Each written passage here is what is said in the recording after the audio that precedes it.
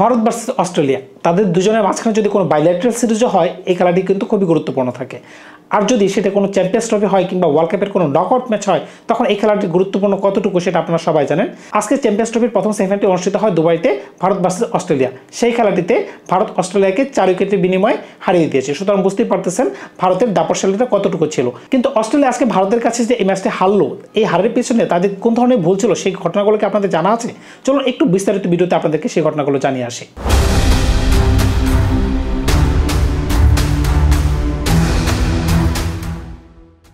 Bharat versus Australia match, সুতরাং বুঝতেই পারতেছেন কোন ধরনের উত্তেজনা। টস জিতে স্বভাবতই অস্ট্রেলিয়া ব্যাটিংয়ের সিদ্ধান্ত নেয়। এটি একটি গুড কল ছিল তাদের জন্য।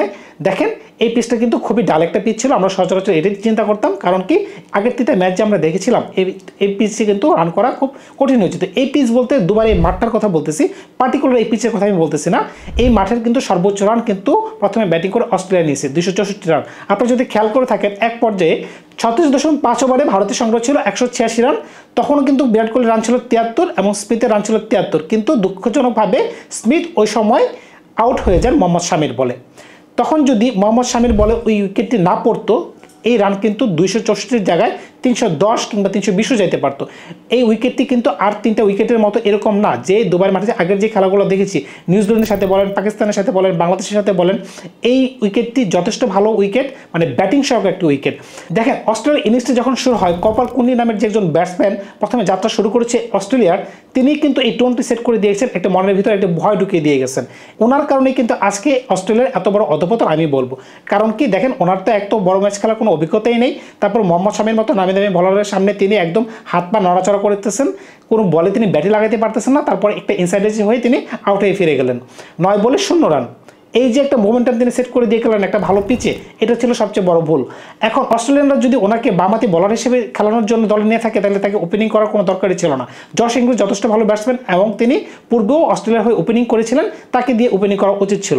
আপনারা যদি কুপার কুনলিকে বলার হিসেবে খেলানোর সিদ্ধান্ত নিয়ে থাকেন, তাহলে আমি বলতাম যে সাঙ্গাকে খেলানোর দরকার ছিল না। আমি বলতেছিলাম তানভীর সাঙ্গার কথা। তাকে বাদ দিয়ে যদি আরেকজন পেস বোলার নিতে, তাহলে দলটা কিন্তু আরেকটু স্ট্রং হয়ে যেত। আপনারা কিন্তু এই জায়গায় বিশেষ করে অস্ট্রেলিয়া একটু ট্যাকটিক্সটা ভুল করছে।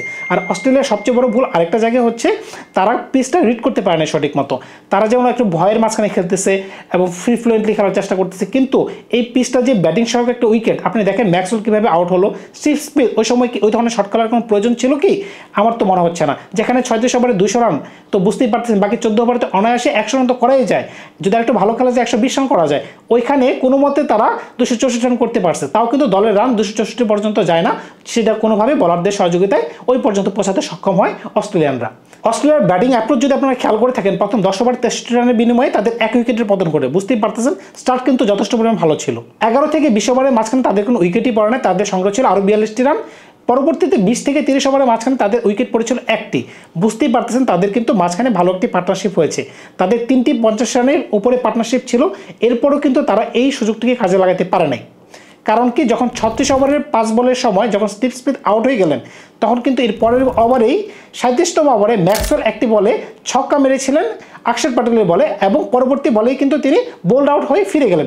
এই যে দুটি ব্যাক টু ব্যাক উইকেট পড়লো অস্ট্রেলিয়ার, সাথে সাথে অস্ট্রেলিয়ার ছন্দপতন হয়ে গেল, মানে ব্যাটিংয়ের ছন্দপতন হয়ে গেল। এই বড় রানের যে একটা স্বপ্ন ছিল, ওই স্বপ্নটি ধূলিসাৎ হয়ে গেল।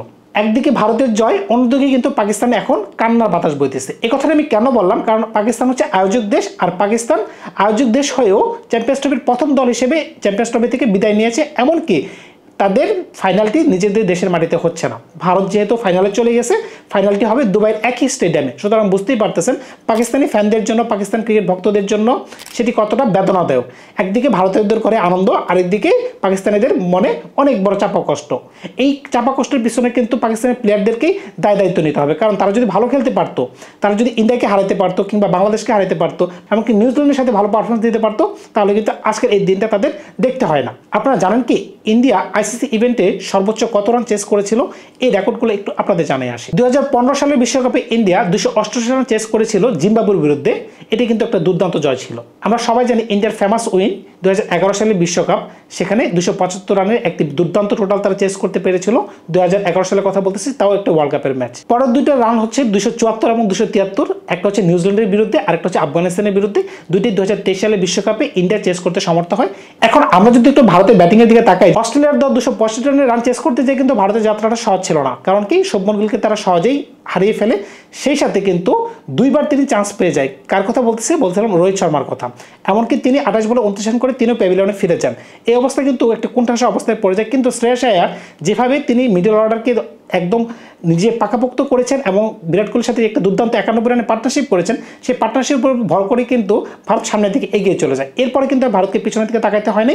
দেখেন উইকেট পড়েছে, উইকেট পড়লে কি হবে, উইকেট পড়ার পরে কিন্তু আরেকজন ব্যাটসম্যান, তার কথা বললেই না হয়, টুর্নামেন্টে আমার মনে হচ্ছে তিনি ম্যান অফ দ্য টুর্নামেন্ট হয়ে যেতে পারেন, বলছেন অক্ষর প্যাটেলের কথা। তিনি বোলিংয়ে যেরকম পারদর্শী, ব্যাটিংয়ে 5 নম্বরে ফ্রিকোয়েন্টলি তিনি নামতেছেন এবং প্রত্যেকটা ম্যাচে তার পারফরমেন্স কিন্তু দুর্দান্ত ছিল। আজকে কিন্তু অক্ষর প্যাটেল 30 বলে 27 রানে একটি দুর্দান্ত ইনিংস খেলেছে, সেটির কারণে কিন্তু মিডল অর্ডারে আর কোনো চাপ পড়ে নাই। শ্রেয়াস আয়ার যখন অ্যাডাম জাম্পার বলে বোল্ড হয়ে যান, তারপরে যে অক্ষর প্যাটেলের যে দুর্দান্ত এই ইনিংসটি ছিল, এই ইনিংসের কারণে কিন্তু ভারত আর কোনো মিডল অর্ডারে আর কোনো চাপে পড়ে নাই। আমরা যদি বিরাট কোহলির প্রশংসা আজকের দিনে না করি, তাহলে কিন্তু আমরা নিমখারাম হয়ে যাব। কারণ কি 84 রানের যে একটা দুর্দান্ত ইনিংস তিনি খেলেছেন, এই ইনিংসটির ফলেই কিন্তু ভারত আজকে ফাইনালে। এক কথাই শেষ, এত বড় মাপের প্লেয়ার ক্রিকেট বিশ্ব আরেকটা দেখবে কিনা সেটা কিন্তু চিন্তার বিষয়। কারণ কি তিনি চেজে এত ভালো খেলেন, এটা আপনার না দেখলে তো বুঝতেই পারবেন না। যারা খেলা দেখেন তার তো ভালো করে জানেন।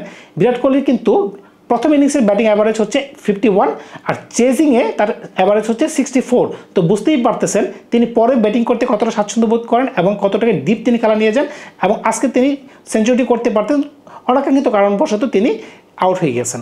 মোহাম্মদ শামি, যাকে মিস্টার আইসিসিও বলা যায়, শেখার ধরনের পরে আমরা তাকেই কিন্তু মিস্টার আইসিসি বলি। কারণ কি তিনি আইসিসি ট্রফিগুলোতে এমন ধরনের বোলিং করে থাকেন, তার বোলিংয়ের উপর ভর করে কিন্তু প্রথম যে 9 বলে যে একটা উইকেট তিনি ফেলে দিয়েছিলেন, এই যে একটা ভয় যে তিনি ঢুকিয়ে দিয়েছেন, এই ভয়ের কারণেই কিন্তু অস্ট্রেলিয়া কিন্তু বড় স্কোর করতে পারে না। দেখেন পরবর্তী কিন্তু ট্রাভার্সের কিন্তু একটু মারাধরি খেলছে, এর পরবর্তীতে দেখেন অ্যালেক্স ক্যারি যথেষ্ট পরিমাণ ভালো একটা ইনিংস ব্যাক দিয়েছে। কিন্তু এর আগে কি হয়েছে, এর আগে যে সকল ব্যাটসম্যান এসে খেলছে তারা যেমন একটু ভয় ভীতি তাদের মাঝখানে কাজ করতেছিল, মনে হচ্ছিল যে পিচটা 2 বাউন্সের একটি পিচ, কিন্তু আসলে পিচটা পুরাটাই মূলত একটা ব্যাটিং পিচ ছিল।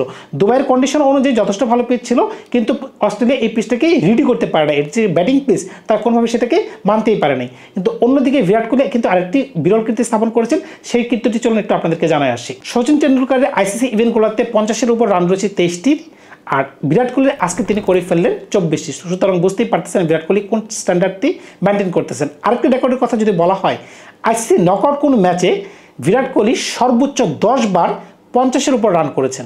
এটি একটি ক্রিকেটের বিরল রেকর্ড। এমন কোনো ব্যাটসম্যান নাই যে ক্রিকেটিং বিশ্বে যে 10 বার নকআউট ম্যাচে 50-এর উপর রান করেছেন। আরেকটি রেকর্ডের কথা যদি বলতে হয় অজিদের রেকর্ড, সেটি স্টিভ স্মিথ। অজিদের ক্ষেত্রে তিনি সর্বোচ্চ 6 বার 50-এর উপর তিনি রান করেছেন নকআউট ম্যাচে। আজকের ম্যাচে কিন্তু স্টিভ স্মিথ দুর্দান্ত ব্যাটিং করতেছিল। তিনি যদি ওই সময় আউট না হতেন তাহলে কিন্তু দলের একটি বড় রান হতে পারতো। তিনি যে ওই সময় কী কারণে মোহাম্মদ শামির এই বলে এত দুর্দান্ত একটি শট খেলতে গেলেন, যে দুর্দান্ত শটের কারণে ফুল টস বলে তিনি বোল্ড আউট হয়ে গেলেন, এই জিনিসটা আমার মাথায় আসতেছে না। ওই সময়টাতে যদি তিনি আর 4-5টা ওভার ধরে খেলতেন তাহলে তার সেঞ্চুরিটাও হয়ে যায়, দলের রানটা কিন্তু একটু বড় মাত্রায় চলে যেতে পারতো। আর ম্যাক্সওয়েলকে নিয়ে কী বলবেন, ম্যাক্সওয়েলকে নিয়ে খেলা আর জুয়া খেলা যেন একই জিনিস। কারণটা হচ্ছে তাসের ঘর যেভাবে ভেঙে যায়, ম্যাক্সওয়েলের শটগুলো এরকম, 1 বলে 6 পরের বলে আউট।